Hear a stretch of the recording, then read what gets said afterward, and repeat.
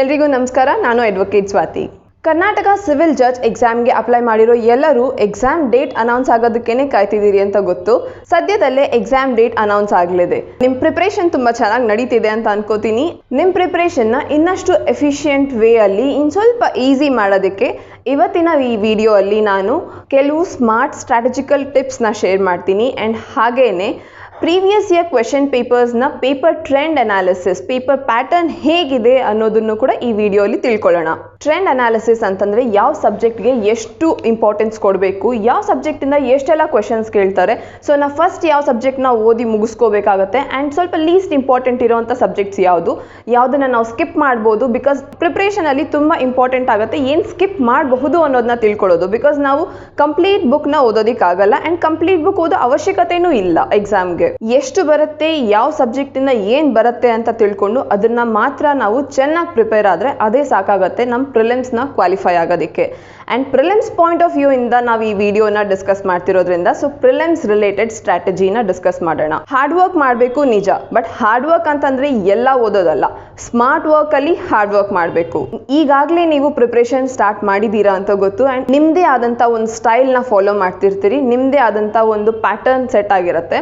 ನಿಮ್ಮ ಪ್ಯಾಟರ್ನ್ ಯಾವ ಡೈರೆಕ್ಷನಲ್ಲಿದೆ ಅನ್ನೋದನ್ನೆಲ್ಲ ತಿಳ್ಕೊಳ್ಳೋದಕ್ಕೆ ಒಂದು ಸ್ಟ್ರಾಟಜಿಕಲ್ ಲೀಡ್ ಸಿಗುತ್ತೆ ನಿಮ್ಗೆ ಈ ವಿಡಿಯೋಯಿಂದ. ತುಂಬ ಜನ ಕಮೆಂಟ್ ಮೂಲಕ ಹಾಗೂ ಮೇಲ್ ಮಾಡಿ ಸ್ಟ್ರಾಟಜಿ ವಿಡಿಯೋ ಡಿಸ್ಕಸ್ ಮಾಡೋದಕ್ಕೆ ಹೇಳ್ತಿದ್ರು. ಸೊ ಇನ್ನೊಂದು ಸ್ವಲ್ಪ ಪೇಪರ್ ಪ್ಯಾಟರ್ನ್ನ ಕೂಡ ರಿಸರ್ಚ್ ಮಾಡಿ ಈ ವಿಡಿಯೋಲಿ ನಾನು ಸ್ಟ್ರಾಟಜಿ ಜೊತೆ ನಿಮಗೆ ಟ್ರೆಂಡ್ ಅನಾಲಿಸಿಸ್ ಹಾಗೂ ಪೇಪರ್ ಪ್ಯಾಟರ್ನ್ನ ಕೂಡ ತಿಳಿಸ್ತೀನಿ. ಈ ಸ್ಟೆಪ್ಸ್ ತುಂಬ ಎಫಿಷಿಯೆಂಟ್ ಆಗಿ ತುಂಬ ಈಸಿ ಆಗಿರುವಂಥ ಸ್ಟೆಪ್. ಸೊ ಈ ವಿಡಿಯೋನ ಎಲ್ಲೂ ಸ್ಕಿಪ್ ಮಾಡಿದೆ, ಸ್ಟಾರ್ಟಿಂಗ್ ಇಂದ ಎಂಡಿಂಗ್ ತನಕನೂ ನೋಡಿ. ಈ ವಿಡಿಯೋ ನಿಮ್ಮ ಪ್ರಿಪ್ರೇಷನ್ನ ಸ್ವಲ್ಪ ಈಸಿ ಮಾಡಿ ನಿಮ್ಮ ಬರ್ಡನ್ ಸ್ವಲ್ಪ ಕಮ್ಮಿ ಮಾಡುತ್ತೆ ಆ್ಯಂಡ್ ಖಂಡಿತ ನಿಮ್ಮ ಪ್ರಿಲಿಮ್ಸ್ ಕ್ವಾಲಿಫೈ ಆಗ್ತೀರಾ. ಸೊ ವಿಡಿಯೋನ ಕಂಪ್ಲೀಟ್ ಆಗಿ ನೋಡಿ, ಚಾನೆಲ್ನ ಸಬ್ಸ್ಕ್ರೈಬ್ ಮಾಡಿ, ಹಾಗೇನೆ ನಿಮಗೆ ವಿಡಿಯೋ ಇಷ್ಟ ಆದ್ರೆ ಲೈಕ್ ಮಾಡಿ, ನಿಮ್ಮ ಫ್ರೆಂಡ್ಸ್ ಜೊತೆಗೂ ಶೇರ್ ಮಾಡಿ. ಸೊ ಬನ್ನಿ ವಿಡಿಯೋ ಸ್ಟಾರ್ಟ್ ಮಾಡೋಣ.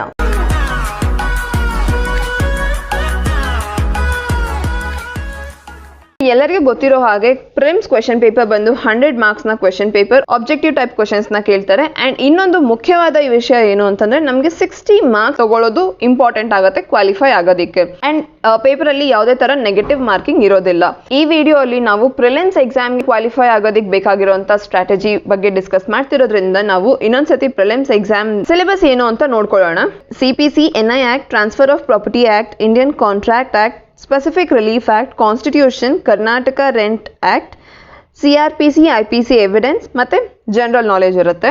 ಇದರಲ್ಲಿ ಕರ್ನಾಟಕ ರೆಂಟ್ ಆಕ್ಟ್ ಬಂದು ಲೋಕಲ್ ಲಾ, ಇದೊಂದೇ ಲೋಕಲ್ ಲಾ ಕೇಳಿರೋದು ಎಕ್ಸಾಮ್ ಅಲ್ಲಿ. ಆ್ಯಂಡ್ ಇದ್ರ ಬಗ್ಗೆ ನಾವು ಜಾಸ್ತಿ ತಲೆ ಕೆಡ್ಸ್ಕೋಬೇಕಾಗಿಲ್ಲ. ಬಿಕಾಸ್ ಪ್ರತಿ ಕ್ವೆಶನ್ ಪೇಪರ್ ಅಲ್ಲೂ ಕರ್ನಾಟಕ ರೆಂಟ್ ಆಕ್ಟ್ ಇಂದ ನಮಗೆ ಬರೀ 2 to 5 ಕ್ವೆಶನ್ಸ್ ಅಷ್ಟೇ ಮ್ಯಾಕ್ಸಿಮಮ್ ಕೇಳಿರೋದು ಅಂತಂದ್ರೆ ಸೊ ಕರ್ನಾಟಕ ರೆಂಟ್ ಆಕ್ಟ್ ನ ನಾವು ಡೈರೆಕ್ಟ್ ಆಗಿ ಬೇರೆ ಆಕ್ಟ್ ಇಂಡೆಕ್ಸ್ ನ ಓದ್ಕೊಂಡು ನಾವು ಲಾಸ್ಟ್ ಮೂಮೆಂಟ್ ಅಲ್ಲೂ ಕವರ್ ಮಾಡ್ಕೋಬಹುದು. And most of Karnataka rent act ಇಂದ ಕ್ವೆಶನ್ಸ್ ರಿಪೀಟೆಡ್ ಆಗಿರೋದ್ರಿಂದ ಬರೀ ಇಂಡೆಕ್ಸ್ ಮಾತ್ರ ಓದ್ಕೊಂಡು ಕೂಡ ನೀವು ಆನ್ಸರ್ಸ್ ಅಟೆಂಡ್ ಮಾಡಬಹುದು. ಸೊ ಹಾಗಾಗಿ ನೀವು ರೆಂಟ್ ಆಕ್ಟ್ ಬಗ್ಗೆ ತಲೆ ಕೆಡ್ಸ್ಕೋಬೇಕಾಗಿಲ್ಲ. ಹಾಗೇನೆ general knowledge, test of reasoning and mental ability, ಇದ್ರ ಬಗ್ಗೆ ಕೂಡ ನೀವು ಜಾಸ್ತಿ ಫೋಕಸ್ ಮಾಡಿ ಇದನ್ನೇ ಓದಬೇಕು ಅಂತ ಇಲ್ಲ. ಸೊ ಇದನ್ನ ಕೂಡ ನೀವು ಬಿಡ್ಬೋದು. ಬಿಕಾಸ್ ಜನರಲ್ ನಾಲೆಜ್ ಕೂಡ ಹಾರ್ಡ್ಲಿ 2 to 5 ಕ್ವೆಶನ್ಸ್ ಅಷ್ಟೇ ಕೇಳಿರೋದು. ಎಲ್ಲ ಕ್ವೆಶನ್ಸ್ ತುಂಬಾನೇ ಈಸಿ ಆಗಿರುವಂತ ಕ್ವೆಶನ್ಸ್ನೇ ಕೇಳ್ತಾರೆ. For example national legal service day ಯಾವತ್ತು, ಎಷ್ಟು ಸ್ಟೇಟ್ಸ್ ಅಂಡ್ ಯೂನಿಯನ್ ಟೆರಿಟರೀಸ್ ಇದೆ, ಪ್ರೆಸೆಂಟ್ CJI ಯಾರು, ಪ್ರೆಸೆಂಟ್ ಸಾಲಿಸಿಟರ್ ಜನರಲ್ ಯಾರು, ಅಟಾರ್ನಿ ಜನರಲ್ ಯಾರು, ಅಂಡ್ ಲಾ ಮಿನಿಸ್ಟರ್ ಯಾರು, ಈ ತರ ಬೇಸಿಕ್ ಕ್ವೆಶನ್ಸ್ನೇ ಕೇಳಿರೋದು. ಆದಷ್ಟು ಬೇಗ ನಾನು top 100 general knowledge related questions ಬಗ್ಗೆ ಕೂಡ ವಿಡಿಯೋ ಅಪ್ಲೋಡ್ ಮಾಡ್ತೀನಿ. ಸೊ ಅದರಿಂದ ನಿಮ್ ಜನರಲ್ ನಾಲೆಜ್ ರಿಲೇಟೆಡ್ ಕ್ವೆಶನ್ಸ್ ಕೂಡ ಕ್ಲಿಯರ್ ಆಗುತ್ತೆ. ಆ ವಿಡಿಯೋ ಅಲ್ಲಿ ನಾನು ಆದಷ್ಟು ಪ್ರೀವಿಯಸ್ ಇಯರ್ ಕ್ವೆಶನ್ ಪೇಪರ್ಸ್ ಅಲ್ಲಿ ಬಂದಿರೋ ಎಲ್ಲ GK ಕ್ವೆಶನ್ಸ್ ಕವರ್ ಮಾಡ್ತೀನಿ. ಅಂಡ್ ಹಾಗೇನೆ ಇನ್ನಷ್ಟು ಕೇಳ್ಬೋದಾದಂತ ಕ್ವೆಶನ್ಸ್ ನ ಕೂಡ ಕವರ್ ಮಾಡಿ. ಸೊ ಅದರಿಂದ ನಿಮ್ಗೆ GK ಬೇಕಾಗಿರುವಂತ ಪ್ರಿಪರೇಷನ್ ಕೂಡ ಫುಲ್ಫಿಲ್ ಆಗುತ್ತೆ. ಇವಾಗ ನಾವು ಎಕ್ಸಾಮ್ಗೆ ಫೋಕಸ್ ಮಾಡಬೇಕಾಗಿರುವಂತದ್ದು ಈ ಉಳಿದಿರೋ ಅಂತ act, CPC, negotiable instrument act, TPA, contract, specific relief act, constitution, CRPC, IPC ಹಾಗೂ ಎವಿಡೆನ್ಸ್. ಸೊ ಇದ್ರ ಬಗ್ಗೆ ಮಾತಾಡೋಣ. ಸೊ ಇಷ್ಟು ಲಾಸ್ ನ strategically speaking prelims point of view ಇಂದ ನಾವು ಬೇರೆ ಆಕ್ಟ್ ಇಲ್ಲದೆ ಕ್ವಾಲಿಫೈ ಮಾಡೋದಿಕ್ ಆಗದೇ ಇಲ್ಲ.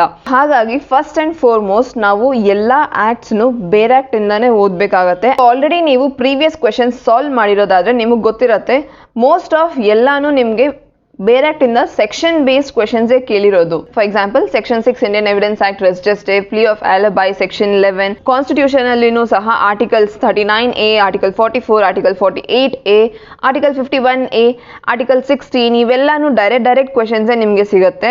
CPC ಇಂದ ಕಂಪ್ಲೀಟ್ ನಿಮಗೆ order 21 rule 72, order 18 rule 3, order 7 rule 11.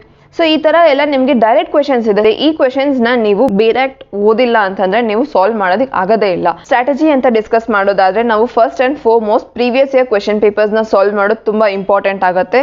ಎಲ್ಲ ಪ್ರೀವಿಯಸ್ ಇಯರ್ ಕ್ವೆಶನ್ ಪೇಪರ್ಸ್ ನಾನು ಸಾಲ್ವ್ ಮಾಡಿದೀನಿ ಅಂಡ್ ಲಿಂಕ್ ನಿಮ್ಗೆ ಡಿಸ್ಕ್ರಿಪ್ಷನ್ ಬಾಕ್ಸ್ ಅಲ್ಲಿ ಸಿಗುತ್ತೆ. ಫಸ್ಟ್ ಅಂಡ್ ಫಾರ್ಮೋಸ್ಟ್ ನೀವು ಪ್ರೀವಿಯಸ್ ಇಯರ್ ಕ್ವೆಶನ್ ಪೇಪರ್ಸ್ ನ ಸಾಲ್ವ್ ಮಾಡಿ. ನಿಮ್ದು ಪ್ರೀವಿಯಸ್ ಇಯರ್ ಕ್ವೆಶನ್ ಪೇಪರ್ ಆದ ನಂತರ ಬರಬೇಕಾಗಿರುವಂತ ನೆಕ್ಸ್ಟ್ ಸ್ಟೆಪ್ ಬಂದು ಬೇರೆ ಆಕ್ಟ್ ರೀಡಿಂಗ್. ಸೊ ಬೇರೆ ಆಕ್ಟ್ ರೀಡಿಂಗ್ ಬಂದು ಸೆಕೆಂಡ್ ಸ್ಟೆಪ್ ಆಗುತ್ತೆ. ನೀವು ಆಲ್ರೆಡಿ ಸಾಲ್ವ್ ಮಾಡಿರುವಂತ ಪ್ರೀವಿಯಸ್ ಇಯರ್ ಕ್ವೆಶನ್ ಪೇಪರ್ಸ್ ನ ಬೇರೆ ಆಕ್ಟ್ ಅಲ್ಲಿ ಮಾರ್ಕ್ ಮಾಡ್ಕೊಳ್ಳಿ. ಆಲ್ರೆಡಿ ರಿಪೀಟ್ ಆಗಿರುವಂತ ಕ್ವೆಶನ್, ಆಲ್ರೆಡಿ ಕೇಳಿರುವಂತ ಕ್ವೆಶನ್ ನ ಬೇರೆ ಆಕ್ಟ್ ಅಲ್ಲಿ ಮಾರ್ಕ್ ಮಾಡ್ಕೊಳ್ಳಿ. ಅಂಡ್ ಪ್ರತಿಯೊಂದು ಸೆಕ್ಷನ್ ಫಸ್ಟ್ ಇಂಡೆಕ್ಸ್ ನ ಓದ್ಕೊಳ್ಳಿ. ಅಂಡ್ ಇಂಡೆಕ್ಸ್ ನ ಓದ್ ನಂತರ ಆ ಇಂಪಾರ್ಟೆಂಟ್ ಸೆಕ್ಷನ್ಸ್ ಗೆ ಮಾತ್ರ ನೀವು ಕಂಪ್ಲೀಟ್ ರೀಡಿಂಗ್ ಕೊಡ್ಬೇಕಾಗತ್ತೆ. ಅಂಡ್ ಎಕ್ಸಾಮ್ ಗಿಂತ ಮುಂಚೆ ಅಟ್ ಲೀಸ್ಟ್ ಪ್ರತಿ ಬೇರೆ ಆಕ್ಟ್ 5-6 ಟೈಮ್ಸ್ ಒಳ್ಳೆ ರೀಡಿಂಗ್ ಕೊಡ್ಲೇಬೇಕಾಗತ್ತೆ. ಫಾರ್ ಎಕ್ಸಾಂಪಲ್ ಥೆಫ್ಟ್ ಬಗ್ಗೆ ಮಾತಾಡ್ತಿದ್ರೆ ಸೆಕ್ಷನ್ 378 IPC ಚಾಪ್ಟರ್ 17 ಅಲ್ಲಿ ನಿಮ್ಗೆ ಥೆಫ್ಟ್ ಡಿಸ್ಕಸ್ ಮಾಡಿರೋದು. ಚಾಪ್ಟರ್ 17 ಬಂದು ಒಫೆನ್ಸಸ್ ರಿಲೇಟೆಡ್ ಟು ಪ್ರಾಪರ್ಟಿ ಬಗ್ಗೆ ಇರೋದು.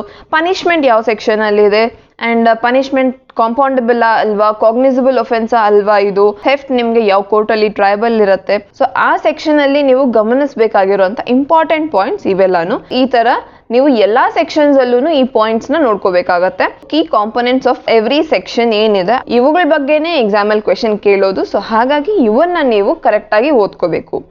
ಅಂಡ್ ಇದು ನೀವು ಬೇರೆ ಆಕ್ಟ್ ಇಂದಾನೆ ಓದ್ಬೇಕಾಗತ್ತೆ. ಸೊ ಇಷ್ಟು ಆಕ್ಟ್ ಅಲ್ಲಿ ಯಾವ ಆಕ್ಟ್ ಗೆ ನೀವು ತುಂಬಾ ಇಂಪಾರ್ಟೆನ್ಸ್ ಕೊಡ್ಬೇಕು, ಯಾವ್ದನ್ನ ನೀವು ಸರಿಯಾಗಿ ಓದ್ಬೇಕು, ಯಾವ ಲಾ ಇಂದ ಎಷ್ಟು ಕ್ವೆಶನ್ಸ್ ಬಂದಿದೆ ಅಂತ ತಿಳ್ಕೊಳ್ಳೋಣ. ಆಲ್ರೆಡಿ ಕಂಡಕ್ಟ್ ಆಗಿರೋಂತ 5 ಕ್ವೆಶನ್ ಪೇಪರ್ಸ್ ಏನಿದೆ 2020, 21, 2018 ಹಾಗೂ 2019 ಅಲ್ಲಿ 2 ಸತಿ ಪೇಪರ್ ಕಂಡಕ್ಟ್ ಆಗಿತ್ತು. ಕ್ವೆಶನ್ ಪೇಪರ್ಸ್ ನಾನು ಸಬ್ಜೆಕ್ಟ್ ವೈಸ್ ಬ್ರೇಕ್ ಡೌನ್ ಮಾಡಿದ್ದೀನಿ. ಇದರಲ್ಲಿ ಯಾವ ಸಬ್ಜೆಕ್ಟ್ ಯಾವ ಲಾಗೆ ಎಷ್ಟು ಇಂಪಾರ್ಟೆನ್ಸ್ ಕೊಡಬೇಕು, ಯಾವ ಲಾ ಇಂದ ಎಷ್ಟು ಕ್ವೆಶನ್ಸ್ ಕೇಳಿದ್ದಾರೆ ಅನ್ನೋದು ಗೊತ್ತಾಗುತ್ತೆ.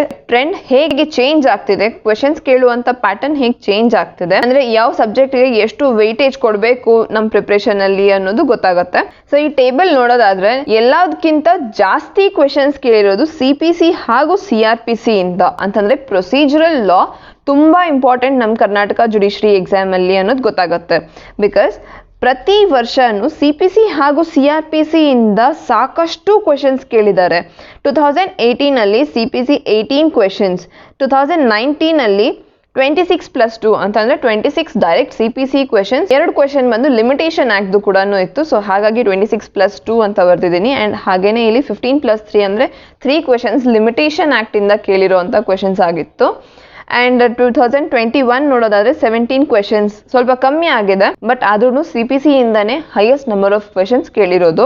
ಅದಾದ ನಂತರ CRPC ನೋಡೋದಾದ್ರೆ ಆಲ್ಮೋಸ್ಟ್ ಎಲ್ಲಾ ವರ್ಷನೂ 14 ಕ್ವೆಶನ್ಸ್ ಕೇಳಿದ್ದಾರೆ. 14 ಕ್ವೆಶನ್ಸ್ ಅಂತಂದ್ರೆ ನೀವು ಈ ವರ್ಷ ಕೂಡ ಒಂದು 14 to 15 ಕ್ವೆಶನ್ಸ್ CRPC ಇಂದ ಈಸಿಯಾಗಿ ಎಕ್ಸ್ಪೆಕ್ಟ್ ಮಾಡ್ಬೋದು. ಇವೆರಡೂ ಸಬ್ಜೆಕ್ಟ್ಸ್ಗೆ ಟಾಪ್ ಮೋಸ್ಟ್ ಪ್ರಯಾರಿಟಿ ಕೊಟ್ಟು ಇವೆರಡೂ ಸಬ್ಜೆಕ್ಟ್ ನ ಆದಷ್ಟು ಚೆನ್ನಾಗಿ ಓದ್ಕೊಳ್ಳಿ. ಅಂಡ್ ನೀವು CRPC ಹಾಗೂ CPC ಕ್ವೆಶನ್ಸ್ ನೋಡೋದಾದ್ರೆ ಡೈರೆಕ್ಟ್ ಆಗಿ ಬೇರೆ ಆಕ್ಟ್ ಇಂದ ಕೇಳಿರುವಂತಾನೆ ಕ್ವೆಶನ್ಸ್. ಅದರಲ್ಲೂ ಆರ್ಡರ್ 1 ರೂಲ್ 8 ರಿಪ್ರೆಸೆಂಟೇಟಿವ್ ಸೂಟ್ ಇದಂತೂ ಎಲ್ಲ ಪೇಪರ್ ಅಲ್ಲಿ ರಿಪೀಟ್ ಆಗಿರುವಂತ ಕ್ವೆಶನ್. ಸೊ ಅದೇ ಅಲ್ಲದೆ ನಿಮ್ಗೆ ಜ್ಯೂರಿಸ್ಡಿಕ್ಷನ್ ರಿಲೇಟೆಡ್ ಕ್ವೆಶನ್ಸ್ ಅಂತೂ ತುಂಬಾನೇ ಇಂಪಾರ್ಟೆಂಟ್ ಆಗುತ್ತೆ. ಸೆಕ್ಷನ್ 19, 20 ಆಫ್ CPC ಇವಂತೂ ಎಲ್ಲಾ ಪೇಪರ್ ಅಲ್ಲೂ ಕೇಳಿರುವಂತ ಕ್ವೆಶನ್, ಕಾಮನ್ ಕ್ವೆಶನ್ ಇದು. ಸೊ ಈ ತರ ಕ್ವೆಶನ್ಸ್ ನ ಮಿಸ್ ಮಾಡ್ಕೊಳ್ಳೋದಕ್ಕೆ ಹೋಗ್ಬೇಡಿ. ಪ್ರಿಪರೇಷನ್ ಅಲ್ಲಿ ನಿಮ್ಗೆ CPC ಹಾಗೂ CRPC ಗೆ ಟಾಪ್ ಮೋಸ್ಟ್ ಪ್ರಯಾರಿಟಿ ಕೊಡ್ಬೇಕಾಗತ್ತೆ. ನೆಕ್ಸ್ಟ್ ಬಂದು IPC ಇಂದ on on average 8 to 15 questions ಇದಾವೆ. ಸೊ ಈ ವರ್ಷ ಕೂಡ ನಾವು ಅರೌಂಡ್ 10 ಕ್ವೆಶನ್ಸ್ IPC ಇಂದ ಎಕ್ಸ್ಪೆಕ್ಟ್ ಮಾಡಬಹುದು. ಎವಿಡೆನ್ಸ್ ಆಕ್ಟ್ ಅಲ್ಲಿ 5 to 9 ಕ್ವೆಶನ್ಸ್ ನ ಎಕ್ಸ್ಪೆಕ್ಟ್ ಮಾಡಬಹುದು. ಅಂಡ್ ಕಾನ್ಸ್ಟಿಟ್ಯೂಷನ್ ಅಲ್ಲಿ ಆನ್ ಆನ್ ಆವರೇಜ್ ನಾವು 10 ಕ್ವೆಶನ್ಸ್ ನ ಎಕ್ಸ್ಪೆಕ್ಟ್ ಮಾಡಬಹುದು.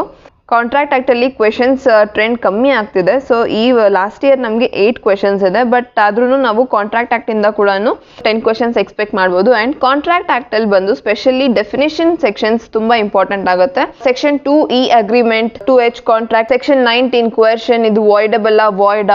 ಸೊ ಈ ತರ ಕ್ವೆಶನ್ಸ್ ಇರುತ್ತೆ ಕಾಂಟ್ರಾಕ್ಟ್ ಆಕ್ಟ್ ಇಂದ. ಸೊ ಅದನ್ನ ನಾವು ಫೋಕಸ್ ಮಾಡಬೇಕಾಗುತ್ತೆ.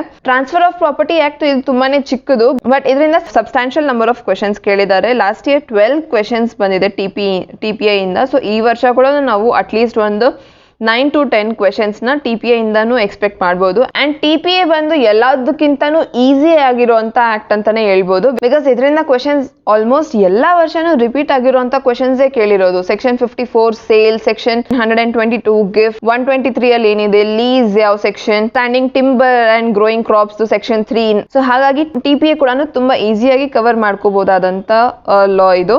Negotiable instrument act NI act ನೋಡೋದಾದ್ರೆ ಲಾಸ್ಟ್ ಇಯರ್ 5 ಕ್ವೆಶನ್ಸ್ ಕೇಳಿದ್ದಾರೆ. ಬಟ್ ಅದಕ್ಕೆ ಮುಂಚೆ 4, 3, 2 ಈ ತರಾನೇ ಇದೆ. ಅಂದ್ರೆ ನಮ್ ಈ ವರ್ಷ ಕೂಡ ಒಂದು ಅಟ್ಲೀಸ್ಟ್ 5 ಇಲ್ಲ 5 ಗಿಂತ ಕಮ್ಮಿನೇ ಕ್ವೆಶನ್ಸ್ ಇರ್ಬೋದು. ಕ್ವೆಶನ್ಸ್ ಇದ್ರಲ್ಲೂ ಸಹ ರಿಪೀಟ್ ಆಗುವಂತದ್ದೇ. ಅಂಡ್ ಅದ್ರಲ್ಲೂ ಸೆಕ್ಷನ್ 138 ಅಂತೂ ಇದರಲ್ಲಿ ಎಲ್ಲಾ ಕ್ವೆಶನ್ ಪೇಪರ್ ಬಂದಿರುವಂತ ಕಾಮನ್ ಸೆಕ್ಷನ್. ಅಂಡ್ ಸೆಕ್ಷನ್ 138 ಅದು NI ಆಕ್ಟ್ ಅಲ್ಲಿ ಇಂಪಾರ್ಟೆಂಟ್ ಆಗಿರುವಂತ ಸೆಕ್ಷನ್ ಕೂಡ ಹೌದು. ಸ್ಪೆಸಿಫಿಕ್ ರಿಲೀಫ್ ಆಕ್ಟ್ SRA ಇಂದ ಲಾಸ್ಟ್ ಇಯರ್ 4 ಕ್ವೆಶನ್ಸ್ ಕೇಳಿದ್ದಾರೆ. ಅದಕ್ಕೆ ಮುಂಚೆ 6 ಕ್ವೆಶನ್ಸ್. ಅಂಡ್ 2019 ಅಲ್ಲಿ 9 ಕ್ವೆಶನ್ಸ್ ಕೇಳಿದ್ದಾರೆ. ಅಂಡ್ 2019 ಕ್ವೆಶನ್ ಪೇಪರ್ ಕಂಪ್ಯಾರಿಟಿವ್ಲಿ ಚೂರು ಟಫ್ ಆಗೇನೆ ಇತ್ತು. SRA ಕೂಡ ಫೋಕಸ್ ಮಾಡ್ಬೇಕಾಗತ್ತೆ. SRA ಅಲ್ಲಿ ಸ್ಪೆಷಲಿ ಬಂದು mandatory injunction, section 39, section 34, section 2A and SRA act ಅಲ್ಲಿ ಅಮೆಂಡ್ಮೆಂಟ್ ಆಗಿತ್ತು 2018 ಅಲ್ಲಿ. ಸೊ ಆ ಅಮೆಂಡ್ಮೆಂಟ್ ಯಾವಾಗ ಎನ್ಫೋರ್ಸ್ ಆಗಿದ್ದು ಅಂದ್ರೆ 1st October 2018ಗೆ. ಸೊ ಈ ತರ ಕ್ವೆಶನ್ಸ್ SRA ಇಂದ ಕೇಳಿರುವಂತ ಕ್ವೆಶನ್ಸ್. ಅಂಡ್ ಅದು ಬಿಟ್ಟು ಕರ್ನಾಟಕ ರೆಂಟ್ ಆಕ್ಟ್ ಆಲ್ರೆಡಿ ಹೇಳಿದಾಗ ಲಾಸ್ಟ್ ಇಯರ್ 2 ಕ್ವೆಶನ್ಸ್ ಕೇಳಿದ್ದಾರೆ. ಅದು ಬಿಟ್ಟು 4 ಕ್ವೆಶನ್ಸ್ ಕೇಳಿದ್ದಾರೆ 2019 ಅಲ್ಲಿ. ಈ ವರ್ಷನೂ ಒಂದು 2-3 ಕ್ವೆಶನ್ಸ್ ಇರುತ್ತೆ. ಅಂಡ್ ಇದು ನಿಮ್ಗೆ ಈಸಿಯಾಗಿ ನೀವು ಡೈರೆಕ್ಟ್ ಇಂಡೆಕ್ಸ್ ಓದಿದ್ರು ಸಾಕಾಗತ್ತೆ. ಒಂದು 2-3 ರೀಡಿಂಗ್ಸ್ ಕೊಟ್ಟು ಕರ್ನಾಟಕ ರೆಂಟ್ ಆಕ್ಟ್ ಜಾಸ್ತಿ ವರಿ ಮಾಡ್ಕೊಳ್ಳುವಂತದಲ್ಲ. So strategy point of view ಅಲ್ಲಿ ಫಸ್ಟ್ ಅಂಡ್ ಫಾರ್ಮೋಸ್ಟ್ ನಾವು ಪ್ರೀವಿಯಸ್ ಇಯರ್ ಕ್ವೆಶನ್ ಪೇಪರ್ಸ್ ನ ಸಾಲ್ವ್ ಮಾಡೋದು. 5 years previous year question paper ನ ಸಾಲ್ವ್ ಮಾಡಿ. ಸೆಕೆಂಡ್ ಬಂದು ನಿಮ್ದು ಬೇರಾಕ್ಟ್ ರೀಡಿಂಗ್ ಆಗುತ್ತೆ. ಅಂಡ್ ಥರ್ಡ್ ಪಾಯಿಂಟ್ ಬಂದು MCQ ನಿಮ್ಗೆ ಪ್ರಾಕ್ಟೀಸ್ ಗೋಸ್ಕರ. ಬಿಕಾಸ್ ಅಲ್ಟಿಮೇಟ್ಲಿ ಪ್ರಿಲಿಮ್ಸ್ ಅಲ್ಲಿ ಮಲ್ಟಿಪಲ್ ಚಾಯ್ಸ್ ಕ್ವೆಶನ್ಸ್ ಕೇಳೋದು. ಅಂಡ್ ಆ MCQ ಸಾಲ್ವ್ ಮಾಡೋದಕ್ಕೆ ಪ್ರಾಕ್ಟೀಸ್ ತುಂಬಾನೇ ಇಂಪಾರ್ಟೆಂಟ್ ಆಗುತ್ತೆ. ಯಾವ್ದಾದ್ರು ಒಂದು ಬುಕ್ ತಗೊಳ್ಳಿ ಅಂಡ್ ಅದರಲ್ಲಿ ಕೊಟ್ಟಿರುವಂತ MCQs ನ ಡೈಲಿ 100 MCQs ನ ಸಾಲ್ವ್ ಮಾಡೋದಕ್ಕೆ ಪ್ರಯತ್ನ ಪಡಿ. MCQ ಸಾಲ್ವ್ ಮಾಡೋದು ಅಂತಂದ್ರೆ ಬರೀ ಕ್ವೆಶನ್ ಓದಿ ಆನ್ಸರ್ ನ ಮಾರ್ಕ್ ಮಾಡೋದಲ್ಲ. ಪ್ರತಿ ಕ್ವೆಶನ್ ನ ನೀಟಾಗಿ ಅನಲೈಸ್ ಮಾಡಿ ಅದಕ್ಕೆ ಏನ್ ಆನ್ಸರ್ ಆಗಿರುತ್ತೆ ಅಂತ ನೀವು ಫಸ್ಟ್ ಸಾಲ್ವ್ ಮಾಡಿ. ಆನ್ಸರ್ ರಾಂಗ್ ಆದ್ರೆ ಅದ್ರದ್ದು ರೈಟ್ ಆನ್ಸರ್ ಏನು ಅಂತ ತಿಳ್ಕೊಂಡು ರೈಟ್ ಆನ್ಸರ್ ನ ಬೇಕಾದ್ರೆ ನೀವೊಂದು ಬುಕ್ ಅಲ್ಲಿ ಬರ್ಕೊಳ್ಳಿ ಎಲ್ಲಾನು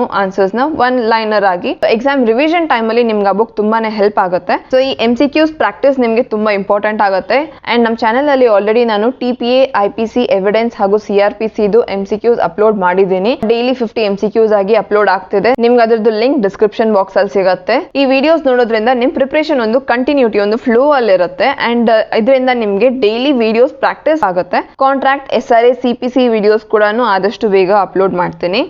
ಅಂಡ್ ಈ 3 ಸ್ಟೆಪ್ಸ್ ಜೊತೆ ಲಾಸ್ಟ್ ಅಂಡ್ ಫೈನಲ್ ಬಂದು ಟೆಸ್ಟ್ ಯುವರ್ ಸೆಲ್ಫ್ ಅಂತಂದ್ರೆ ಎಕ್ಸಾಮ್ ನಿಮ್ದು ಪ್ರಿಲಿಮ್ಸ್ ಡೇಟ್ ಬಂದ ನಂತರ ರಿವಿಷನ್ ಟೈಮ್ ಅಲ್ಲಿ ಇನ್ನೇನು 1 week ಇದೆ ಎಕ್ಸಾಮ್ಗೆ ಅನ್ನೋಂಥ ಟೈಮ್ ಅಲ್ಲಿ ನೀವು ಅಟ್ಲೀಸ್ಟ್ 5 ಮಾಕ್ ಟೆಸ್ಟ್ ಕೊಡಿ. ಅಂದ್ರೆ ನೀವು ಎಕ್ಸಾಮ್ ಕೊಡೋ ತರಾನೇ 3 hours ಟೈಮ್ ಫಿಕ್ಸ್ ಮಾಡ್ಕೊಂಡು ಒಂದ್ ಕಡೆ ಕೂತ್ಕೊಂಡು ಎಕ್ಸಾಮ್ ಕೊಡ್ತಿರೋ ತರಾನೇ ಕೊಡ್ಬೇಕಾಗತ್ತೆ. ಫಾರ್ ಎಕ್ಸಾಂಪಲ್ ಇವಾಗ ಎಕ್ಸಾಮ್ ನಮ್ಗೆ ಮಾರ್ನಿಂಗ್ 10 to 1 o'clock ಇರೋದಾದ್ರೆ ನೀವು 10 o'clock ಇಂದ 1 o'clock ತನಕ ನೀವು ಟೈಮ್ ಫಿಕ್ಸ್ ಮಾಡ್ಕೊಳ್ಳಿ. ಆ 3 hours ಕೂತ್ಕೊಂಡು ಎಕ್ಸಾಮ್ ಕೊಡ್ತಿದ್ದೀರಿ ಅನ್ನೋ ರೀತಿನೇ ನೀವು ಮಾಕ್ ನ ಅಟೆಂಡ್ ಮಾಡ್ಬೇಕಾಗತ್ತೆ. ನೀವು ಆಲ್ರೆಡಿ 1 week ಇಂದ ಪ್ರಾಕ್ಟೀಸ್ ಮಾಡ್ಕೋತಿರೋದ್ರಿಂದ, ಆಲ್ರೆಡಿ ನೀವು 1 week ಇಂದ ಮಾಕ್ ಟೆಸ್ಟ್ ಕೊಡ್ತಿರೋದ್ರಿಂದ ಅವತ್ತು ಆ ದಿನ ನಿಮ್ಗೆ ಯಾವುದೇ ರೀತಿ ಪ್ರೆಷರ್ ಫೀಲ್ ಆಗೋದಿಲ್ಲ. ನೀವು ತುಂಬಾ ಆರಾಮಾಗಿ ಈಸ್ ಔಟ್ ಆಗಿ ಎಕ್ಸಾಮ್ ಕೊಡ್ತೀರಿ. ಸೊ ಹಾಗಾಗಿ 1 week ಮುಂಚೆ ಮಾಡ್ಬೇಕಾಗಿರುವಂತ ಇಂಪಾರ್ಟೆಂಟ್ ಸ್ಟೆಪ್ ಇದು ಮಾಕ್ ಟೆಸ್ಟ್ ಕೊಡೋದು. ನಮ್ ಚಾನೆಲ್ ಅಲ್ಲಿ 1000 ಸಬ್ಸ್ಕ್ರೈಬರ್ಸ್ ರೀಚ್ ಆಗಿದ್ದ ದಿನ ನಾನು ಲೈವ್ ಟೆಸ್ಟ್ ಸೀರೀಸ್ ನ ಕಂಡಕ್ಟ್ ಮಾಡೋದಕ್ಕೆ ಸ್ಟಾರ್ಟ್ ಮಾಡ್ತೀನಿ. ಎವ್ರಿ ವೀಕ್ ನಾನು ಲೈವ್ ಟೆಸ್ಟ್ ಸೀರೀಸ್ ಕಂಡಕ್ಟ್ ಮಾಡ್ತೀನಿ. ಸೇಮ್ ಮಾಕ್ ಟೆಸ್ಟ್ ತರಾನೇ ಕಂಡಕ್ಟ್ ಆಗುತ್ತೆ. ನಾವು ಡೈರೆಕ್ಟ್ ಆಗಿ ಕ್ವೆಶನ್ಸ್ ಹಾಗೂ ಆನ್ಸರ್ಸ್ ನ ಡಿಸ್ಕಸ್ ಮಾಡೋಣ. ಸೊ ಅದಕ್ಕೋಸ್ಕರ ನಿಮ್ಗೆ ಚಾನೆಲ್ ನ ಸಬ್ಸ್ಕ್ರೈಬ್ ಮಾಡ್ಬೇಕಾಗತ್ತೆ. ಅಂಡ್ ಹಾಗೇನೆ ಬೆಲ್ ಬಟನ್ ನ ಪ್ರೆಸ್ ಮಾಡಿ. ಸೊ ಅದರಿಂದ ನಾನು ಪೋಸ್ಟ್ ಮಾಡುವಂತ ಪ್ರತಿ ವಿಡಿಯೋದು ನೋಟಿಫಿಕೇಶನ್ ಸಿಗುತ್ತೆ. ಅಂಡ್ ನೀವು ಯಾವುದೇ ವಿಡಿಯೋನು ಮಿಸ್ ಮಾಡ್ಕೊಳ್ಳೋದಿಲ್ಲ. ಸೊ ಆಲ್ರೆಡಿ ಹೇಳಿರೋ ಹಾಗೆ ನಾವು ಸ್ಟ್ರಾಟಜಿ ಅಂತಂದ್ರೆ first and foremost previous year question paper, second step ಬಂದು ಬೇರಾಕ್ಟ್ ರೀಡಿಂಗ್ ಅಂಡ್ ಥರ್ಡ್ ಸ್ಟೆಪ್ ಬಂದು MCQs ನ ಪ್ರಾಕ್ಟೀಸ್ ಮಾಡೋದು. ಅಂಡ್ ಇವೆಲ್ಲದಕ್ಕೂ ನಾನು already 5 year question papers upload ಮಾಡಿದ್ದೀನಿ, ಪ್ರಾಕ್ಟೀಸ್ MCQs ಅಪ್ಲೋಡ್ ಮಾಡಿದ್ದೀನಿ. ಅಂಡ್ ಬೇರಾಕ್ಟ್ ರೀಡಿಂಗ್ ನ ಕೂಡ ಆದಷ್ಟು ಬೇಗ ನಾನು IPC, CRPC, CPC ಇದು ಬೇರಾಕ್ಟ್ ರೀಡಿಂಗ್ ಹೇಗ್ ಮಾಡ್ಬೇಕು ಅನ್ನೋದನ್ನ ನಾನು ತಿಳಿಸ್ಕೊಡ್ತೀನಿ. ಇವೆಲ್ಲದನ್ನು ಫಾಲೋ ಮಾಡೋದಕ್ಕೆ ನೀವು ಚಾನೆಲ್ ನ ಸಬ್ಸ್ಕ್ರೈಬ್ ಮಾಡ್ಬೇಕಾಗತ್ತೆ. ನಿಮ್ಗೆ ಈ ವಿಡಿಯೋ ಇಷ್ಟ ಆಗಿದ್ರೆ ಚಾನೆಲ್ ನ ಲೈಕ್ ಮಾಡಿ, ಆದಷ್ಟು ಜನರಿಗೆ ನಿಮ್ ಫ್ರೆಂಡ್ಸ್ ಜೊತೆ ಶೇರ್ ಮಾಡಿ. ಅಂಡ್ ಇದೇ ತರ ಸಪೋರ್ಟ್ ಕೊಡ್ತೀರಿ. Thank you for watching.